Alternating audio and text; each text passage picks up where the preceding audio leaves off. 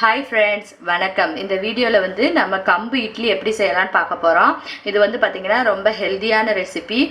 உடம்புக்கு பார்த்திங்கன்னா அவ்வளோ சத்துள்ள ரெசிபி. குழந்தைங்களுக்கு கூட நீங்கள் கொடுக்கலாம். சிறுதானியத்தில் நீங்கள் எந்த வெரைட்டியில் இட்லி தோசை எது செஞ்சு கொடுத்தாலும் குழந்தைங்களுக்கும் ரொம்ப நல்லது.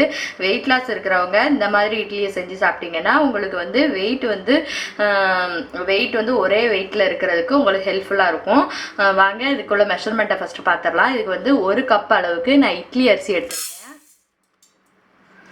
1 கப் இட்லி அரிசிக்கு 3 கப் அளவுக்கு நான் வந்து கம்பு எடுத்திருக்கேன்.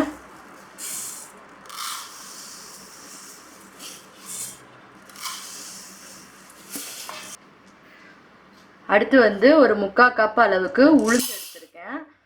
உளுந்து கூட வந்து நம்ம 1 டேபிள் ஸ்பூன் அளவுக்கு வெந்தயம் வந்து சேர்த்து ஊற போட்டுக்கலாம்.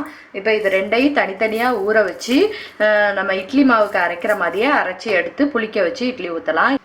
இப்போ வந்து நம்ம ரெண்டுலேயும் தண்ணி ஊற்றி ஊற வச்சாச்சு. இது ஒரு 4-5 மணி நேரத்துக்கு நல்லா ஊறட்டும். நம்ம இப்போ பார்த்தீங்கன்னா நல்லா வந்து உளுந்து வந்து ஊறிடுச்சு. இப்போ ஃபஸ்ட்டு உளுந்து போட்டு ஆட்டிடலாம் பொங்க.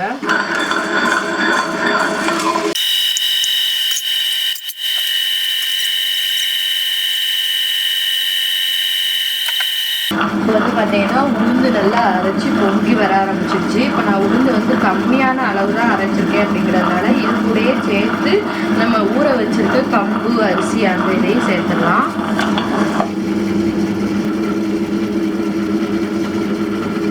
வந்து இது ஒன்று போல் எல்லாம் அரைஞ்சி வரட்டும். அதுக்கப்புறமா வலிச்சிடும்.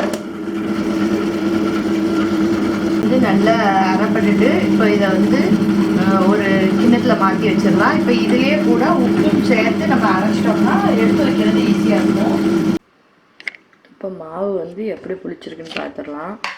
பார்த்திங்கன்னா நம்ம கீழே வந்து இவ்வளோ தூரத்துக்கு அரைச்சி வச்சா இப்போ நல்லா புளிச்சிடுச்சு. இப்போ இதை இட்லி ஊற்றிடலாம்.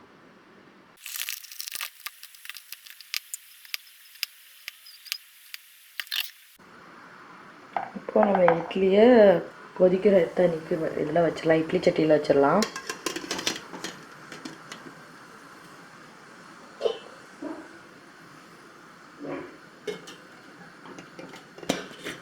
இட்லி அவிஞ்சோடனே நம்ம பார்க்கலாம்.